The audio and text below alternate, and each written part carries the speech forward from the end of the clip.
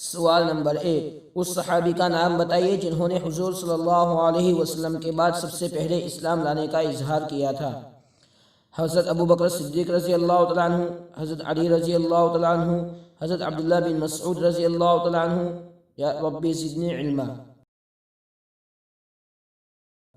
جواب: حضرت ابو بکر صدیق رضی اللہ تعالیٰ عنہ۔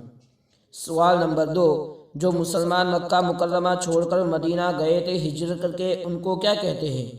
مکی، مدنی، مہاجر، انصار؟ جواب: مہاجر۔ سوال نمبر 3، وہ کون سا عمل ہے جس سے بندے کو پورا حج اور عمرے کا ثواب ملتا ہے؟